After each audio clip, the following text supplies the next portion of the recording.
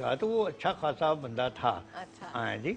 और जाहिर है कि बाल बच्चेदार होगा। हाँ। लेकिन वो अपनी आदत से मजबूर है। हाँ। औरतें बैठ जाएं तो नीचे से पाँव से सहलाना शुरू कर देती। हाँ। और नीचे आपने पाँव। क्या किया उस बंदे के साथ? अब मैंने उसे कोई कुछ भी नहीं कहा। बस देखा। मैंने हाँ, बात उतरते हुए मैंने कहा था, मैंने कहा बेटा अगर आप चाहते हैं तो मैं इनको आपके साथ बिठा देता हूँ। मुझे इतनी अपनी बीवी के ऊपर बेतमादी नहीं है, आप इनके साथ बैठ जाएं। मेरे कहने का मतलब तो अर्ज करने का मतलब है कि हम अब देखिए ना, ये कितना आप एक बात कह रहे हैं लेकिन मैं बीच में, आपने क्या सिखाया था मुझे, मैं आपकी बात पे फूल रख रही हूँ और बीच में एक बात कह रही हूँ कि अब ये कितना मुख्तलिफ अंदाज है डील करने का। हाँ, एक तरफ अगर हमारे भाई हमारे साथ हो और ये अपनी वो, ये नहीं कि उनमें बुराई है कोई, वो उनकी गैरत जागती है, लेकिन मुझे हमेशा से इख्तलाफ रहा है कि अगर कोई छेड़ रहा है या कुछ कर रहा है तो जाके लड़ना कि क्यों तुमने ऐसे देखा और क्यों तुमने नजर उठाई। तो मैं कहती हूँ कि अगर एक इंसान बुरा काम कर रहा है, आपने उससे डबल बुराई कर दी। और एक जो बीच में आपने बाबा लफ्ज कहा ना कि रिस्पेक्ट खत्म हो गई है, मेरी उस्ताद है एक शीरीन, तो उन्होंने मुझे सिखाई थी ये बात कि रिस्पेक्ट का जो लफ्ज आता है ये लैटिन जबान का लफ्ज है और इसका मतलब है कि आई गेज यू, कि ना सिर्फ मैं आपको देख रही हूँ, मैंने आपको पहचान लिया है, जो कुछ आपके अंदर है उस सबको पहचान के मैं उस सब की इज्जत करती हूँ।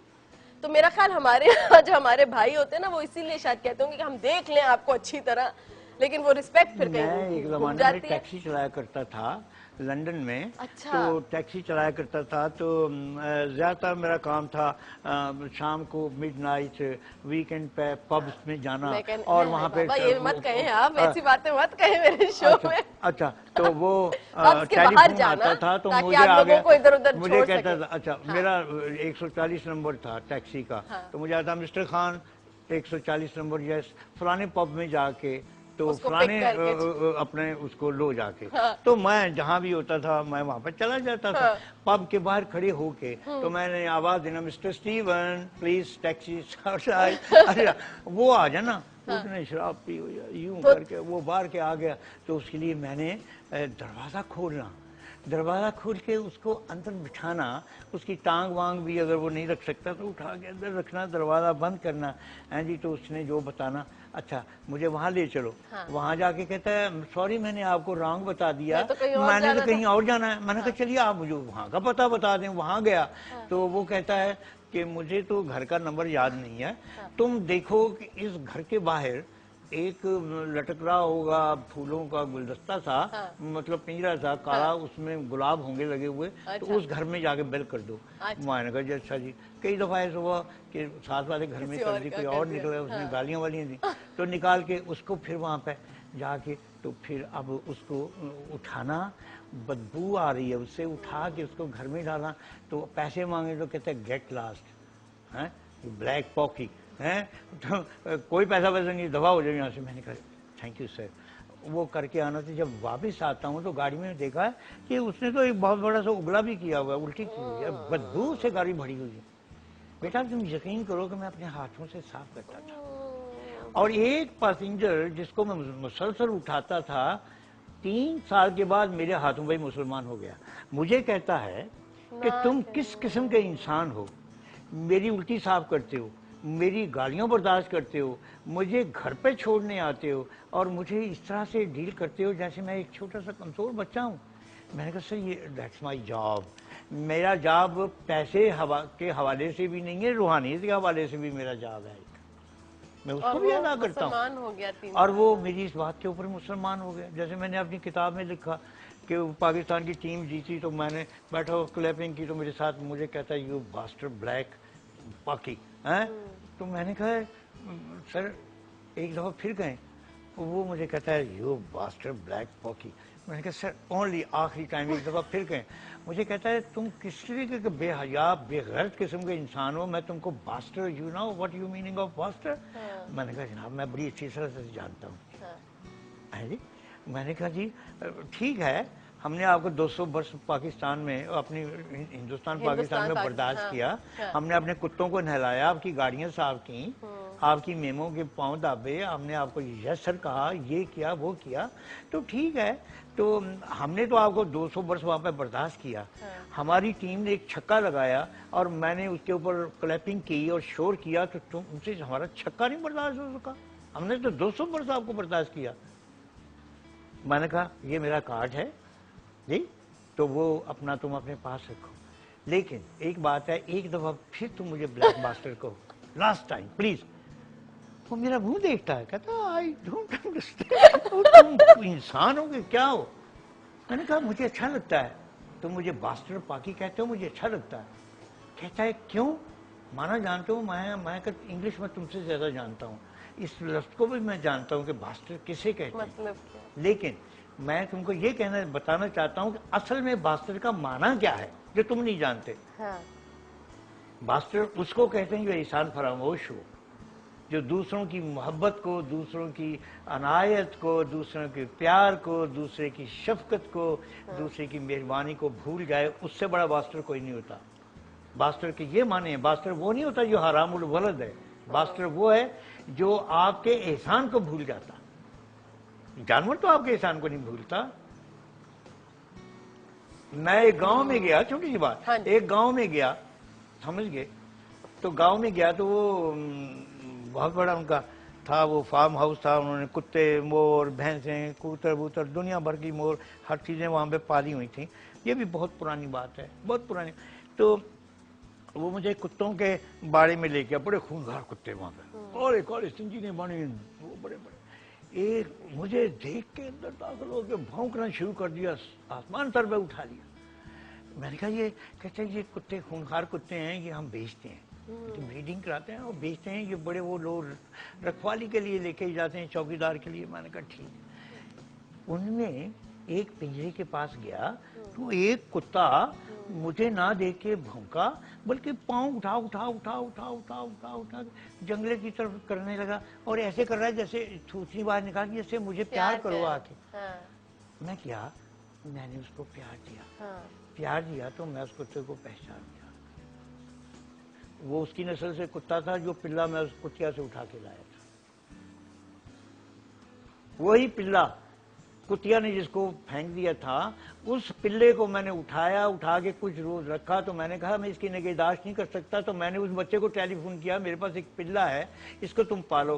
वो गाड़ी लेके आया, पाल गया, उसकी नस्ल से कुत्ता था। इंसान तो इंसान, कुत्ता तो कुत्ता, इंसान इस चीज को नहीं समझता है, कुत्ता भी समझता है। उसकी खून के अंदर वो खून थी वफादारी की। कुत्ते में वफादारी कूट कूट कर भरी होती है, और वो कुत्ते ने मुझे किया, और मैंने उसको, जब उसने आंख मिलाई मुझसे, तो मैं पहचान गया कि ये उस नस्ल से कुत्ता है कि जो पिल्ला मैं उस कुतिया से उठा के लाया था, जिसने उसको धक्के मार के निकाल दिया था।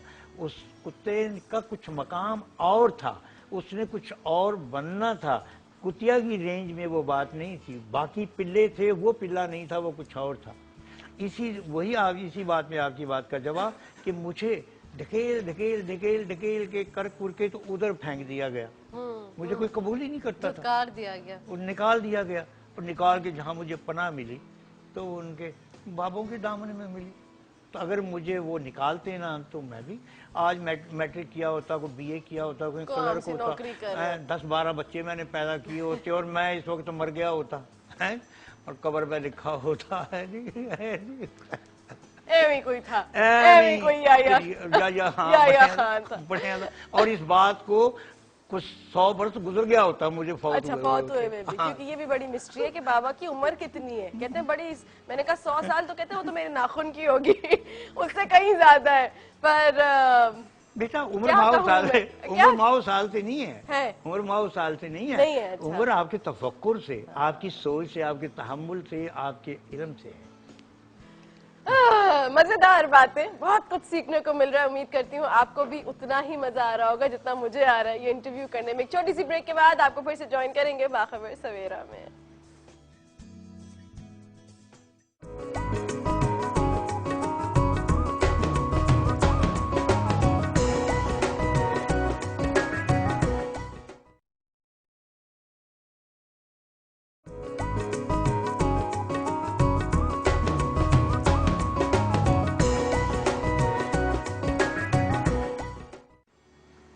Welcome back after the break. आप देख रहे हैं बाखबर सवेरा और हमारे साथ बाबा मोहम्मद याह्या खान साहब मौजूद हैं। नंबर स्क्रीन पे डिस्प्ले हैं, आप हमें कॉल कर सकते हैं, बल्कि अब मैं अपनी टीम से कहूंगी कि आपकी लाइव कॉल्स भी हमें दी जाएं। आपके जो भी सवालात हो वो आप बाबा मोहम्मद याह्या खान साहब से कर सकते हैं। अच्छा बाबा, हमने कुछ बात की कि किस तरह आपको धुतकार दिया गया, लेकिन आपको लगता है कि वो ना करते तो आप आज शायद इस मकाम पे ना होते। तो जिंदगी को मेरे ख्याल जब पीछे मुड़ के देखते हैं तो हर हादसा, हर मुश्किल लगता है कि खुदा की तरफ से एक ब्लेसिंग थी और उसका शुक्र करने का ही दिल चाहता है फिर। अच्छा, एक हमने बात की कि लोगों में आजिज़ी, इंकिसारी, एक और उसी से बहुत जुड़ी हुई जो बात है वो ये है कि माफ कर देना और माफी मांगना, दोनों में आज के माशरे में मुझे लगता है कि कंजूसी हो गई है। माफी मांगने वाला भी कहता है कि मैं क्यों माफी मांगूं, और का मसला बना लेता वो, और माफ कर देने वाला भी कहता है कि इस गलती पे मैं तुझे माफ करूं। तो उसके बारे में क्या कहेंगे? देखिए जी, माफ करना इंसानी वतीरा नहीं है, ये रहमानी वतीरा है और बड़े लोगों की बात है। छोटा आदमी, मेरे जैसा आदमी या अवामतुन्नास में अगर कोई किसी को थप्पड़ मारता है तो वो कहता है कि मेरा हक है कि जवाब में मैं भी इसको एक थप्पड़ रसीद करूं, बल्कि उससे जोरदार करूं। और किताब और सुन्नत की रोशनी में भी देखा जाए तो अल्लाह और अल्लाह के रसूल ने यह हक दिया है कि आप अपना बदला ले सकते हैं। पहल आप नहीं करें लेकिन ले सकते हैं बदला।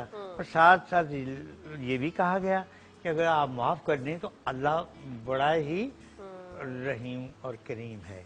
ये इसका मतलब क्या हुआ कि इससे साथ जुड़ी हुई बात है। मगर मैं समझता हूँ कि ये बड़े लोगों का वतीरा है माफ कर देना। ये कितने अच्छा, हम इसके दूसरे पहलू पर गौर करते हैं।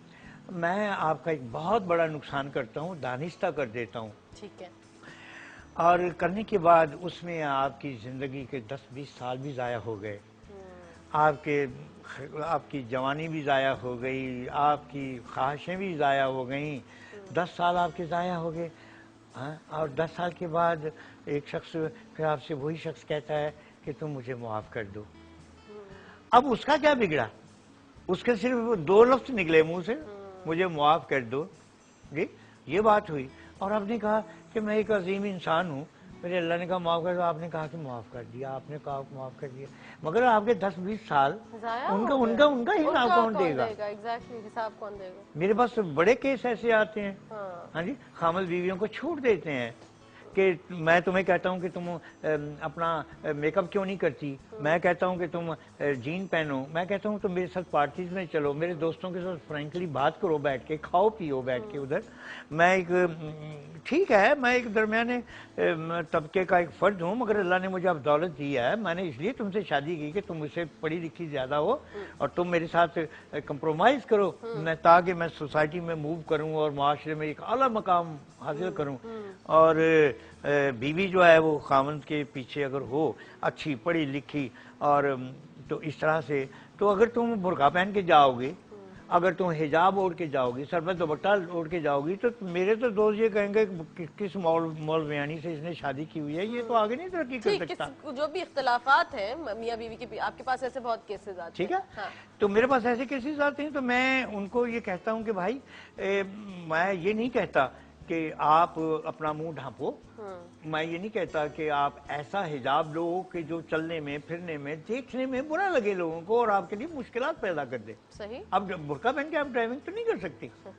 मैं बात कर रहा हूँ आपसे, आप उतना अपने आप को थोड़ा सा कर लो कि जिसमें बहन अल्लाह को भी बुरा ना लगे, मुआशरे में बुरा लगे, आपकी रिस्पेक्ट भी हो, खामद भी अच्छा लगे। तो मैं उनको फिर ये कहता हूँ कि बेटा आप ये ऐसा। लेकिन अगर बाबा किसी केस में वो छोड़ देता है, जब छोड़ देता है वो, तो फिर वो माफ, वो क्या है, वो कहता है अच्छा भाई, दरअसल क्या है कि मेरा ख्याल है कि तुम घर में बैठो और मैं समीना से शादी कर लेता हूँ, मेरे साथ पढ़ती है, वो बिल्कुल ठीक है, आज भी मुझे मिलती है, मेरी कंपैटिबिलिटी है, बिल्कुल ठीक है, मैं उससे शादी कर लेता हूँ, वो मुझे उससे कोई इतराज नहीं होगा, वो हाथ भी मिला लेगी, शेक हैंड भी कर लेगी, शहरी भी पी लेगी, है जी, रॉक एंड रोल भी कर लेगी, सब कुछ कर लेगी। तुम डोंट वरी, तुम घर में बैठ के अपना तस्वीर वस्वीर पढ़ो, मुसल्ला पकड़ लो, तुम दुआ मांगो मेरी सलामती के लिए, तो मैं दुनिया की सलामती के लिए समीना के साथ शादी कर लेता हूँ। ठीक है। अब 10 साल बाद या 5 साल के बाद, वो रहता भी उसी के पास है इस्लामाबाद, समीना बेचारी साहिवाल में रहती है। अच्छा वो इस्लामाबाद में अब 10 साल के बाद वो समीना बेगम उनको छोड़ के तो किसी और उससे बड़े के साथ हो जाती हैं। हाँ। तो जब बात हो जाती है तो उसको ठोकर लगती है, समझ आती है। तो राबिया के बच्चे, साहिवाल के बच्चे जवान हो चुके होते हैं, उसको एहसास होता है मैं तो बूढ़ा हो गया, मुझे तो उससे मिला ही कुछ नहीं। वो वापस आता है, आगे कहता है राबिया आई एम सॉरी, मैंने आपके साथ बड़े जुल्म किए, तो मुझे तुम माफ कर दो किसी तरह से। अगर मैं राबिया हूं तो मैं तो शूट कर दूंगा। मैं कहता तुम माफी मांगते हो, तुम्हें तो फांसी पर लटका दूंगा। तुमने मेरे बच्चों का मुस्तकबिल खराब किया, मेरी जिंदगी की अनगिनत रातें, मेरी जिंदगी की अनगिनत बरसातें, मौसम बहार मैंने तुम्हारे बगैर गुजारे हैं, और तुम उसके साथ गुलछर्रे उड़ा रहे हो। तो माफ करने के काबिल नहीं, उसको सजा देनी चाहिए। मैं तो वही चीज, मैं तो माफ नहीं करता किसी, जिससे प्यार करता हूँ उसे टूट के करता हूँ, और जिससे जो मेरे हुकूक को या मुझे किसी तरह से भी मतलब वो कर देना, उसको तो माफ नहीं करता। तुम्हारे साथ कोई अन्याय करे, ना इंसाफी करे, जी कभी उसको बेटा माफ मत करना। इसकी वजह से तुम अगर माफ कर दी तो किसी दूसरे के साथ भी ऐसा ही करेगा, उसको टूट के सजा दो। ये तो मेरा इख्तलाफ हो गया आपके साथ। खुद आपने कहा कि माफ कर देने वाला बड़ा होता है, और हमारी तो जात है ही नहीं माफ कर। हाँ तो फिर आप बड़ा ना बने, आप छोटी नहीं। बड़ा नहीं बनने की बात बाबा, कोई गनीमत है इस माशरे में, मुझे तो लगता है कि कोई आपसे आके माफी मांगे। अगर किसी में इतनी उसने अपनी अना को तोड़ के आपसे माफी मांग दी है, एक नफ्सियाती नुक्ता है, अना नहीं तोड़ी उसने। हाँ। उसने अना नहीं तोड़ी। हाँ। उसने अना नहीं तोड़ी। वो मक्कारी कर रहा है आपसे, इसलिए कि वो अब मजीद उस काम को चलाने के काबिल नहीं रहा। अच्छा ठहरे, अगर मेरा मियाँ मेरे से लड़ाई होती है किसी बात पे भी, हाँ और कल को वो रियलाइज कर लेता है, हाँ। और आके मुझसे माफी मांगता है, तो मेरा दिल तो इतना बड़ा हो जाता है कि देखो अल्लाह मियाँ ने इससे रियलाइज कराया, और मैं कौन होती हूँ उसको ना माफ करने वाली। तुम तो हो ही ऐसी। वैसे भी औरतें रकीकुल कलब होती हैं, मर्द बड़ा मक्कार होता है। हाँ, ये मस्का लगाता है बड़ा बुरा। हाँ। और बड़ी अजीब और गरीब बातें करती हैं, मैं तुम्हारे बगैर जिंदा नहीं रह सकता, मैं गलत हो गया था, मुझे किसी ने जादू टूना मेरे ऊपर कर दिया। लेकिन हमें अच्छी लगती है करने देना, आपको क्या है, हम खुश हो जाते हैं। नहीं, हर बात झूठी भी नहीं होती बाबा, मेरा इस पे भी आपको पता है कि है। बाबा आपके साथ ही होता है, क्योंकि जब हम शो करके निकले तो बहुत सारे लोग आते हैं ना बाबों के पास और कहते हैं हमें हल बता दो इस मसले का, तो आप फिर क्या करते हैं? मैं उनको दरअसल, क्योंकि आप तो हल नहीं बताते। नहीं मैं बताता हूँ बेटा। हाँ, मुख्तलिफ अंदाज का बताते हैं। मैं बताता हूँ, और वही हल है। हाँ, वही असल हल है। असल हल वही है। एक शख्स मुझसे क्वेश्चन करता है, बाबा आप मेरे लिए दुआ करें, मेरा कर्जा उतर जाए। हाँ।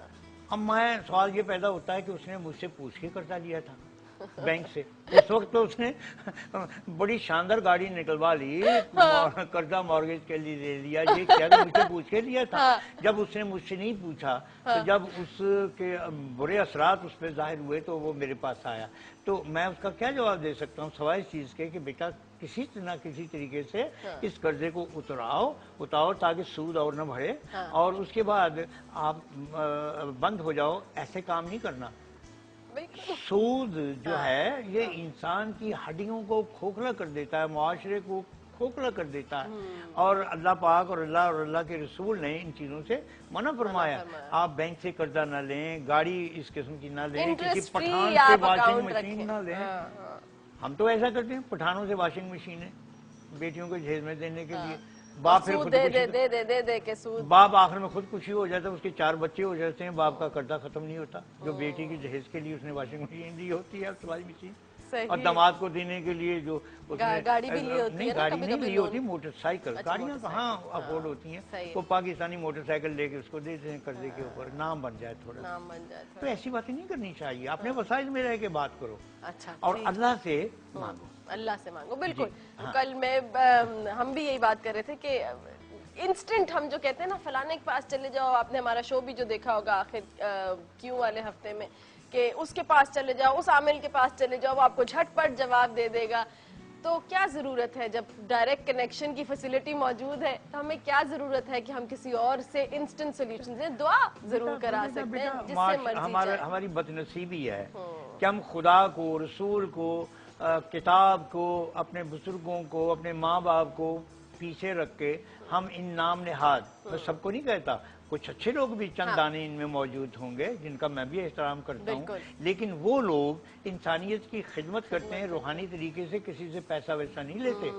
वो ये नहीं कहते कि 1.5 टांग ज़ाफ़रान जो है ना वो लेके आए कश्मीर का जी, सब्ज़ इलायची 5 वो चाहिए, और काले बकरे चाहिए, 2 उल्लू चाहिए, 3 बकरे चाहिए। अच्छा बाबा, आपसे मैं ये जो आप बात कर रहे हैं ये बहुत सारे मुख्तलिफ चीज़ों की तरफ पॉइंट करता है, बहुत सारे उलूम की तरफ पॉइंट करता है। जहाँ हमने इंसानों की बात की, इंकिसारी की बात की, आजिज़ी की बात की, क्या कमियां हैं उसके बारे में बात की। अब मैं आपसे बात करना चाहूँगी ये जो एतकाद, जो मेरी नज़र में एतकाद की कमी है, और आप मुझे दुरुस्त कर सकते हैं अगर मैं गलत कहूँ, कि हमने अपना बहुत सारा बिलीफ जो है, अपना बहुत सारा फेथ, ईमान जो है वो मुख्तलिफ चीज़ों के हवाले कर दिया, चाहे वो ये आमिल हो, और अब मैं बल्कि उन उलूम के बारे में ही बात करूंगी जिसके बारे में हमें कशमकश रहती है। न्यूमरोलॉजी की हकीकत क्या है, एस्ट्रोलॉजी की हकीकत क्या है, ये पत्थरों का इल्म क्या है। तो मैं सबसे पहले शुरुआत करना चाहूंगी एस्ट्रोलॉजी से। माहिर फल्कियात